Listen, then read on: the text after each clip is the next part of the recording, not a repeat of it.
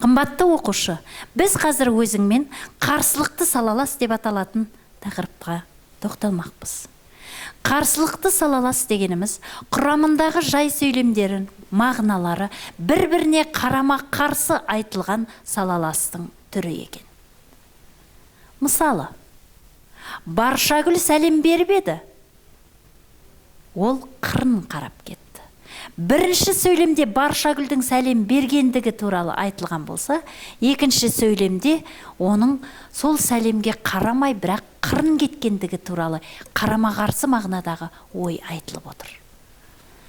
Қарсылықты салаластың құрамындағы жай сөйлемдер бір-бірімен екі түрлі тәсіл арқылы байланысады. Біріншісі, ешбір жалғаулық-шылаусыз, ұласпалы интонация арқылы байланысады. Мысалға, сөз бергенге ерме, бөз бергенге ер. Үйлену оңай, үй болу қиын. Яғни бұның арасында қарсылықты мағынадағы ешбір жалғаулық-шылау жоқ. Бірақ екі жай сөйлемнің де бір-біріне қарама-қарсы бағытталғандығын мына сөйлемдегі ойдан-ақ аңғаруға болады. Енді осындай арасына жалғаулық-шылау жалғанбаған жағдайда бұндай сөйлемдердің арасында үтір менен сызықша қоса жүреді. Үйлену оңай, бірақ үй болу қиын дегенде бірақ деген жалғаулық-шылау түсіп қалғандықтан оның орнына үтір сызықша қойылып тұр. Екінші тәсіл бұл жалғаулық-шылаулар арқылы байланысады.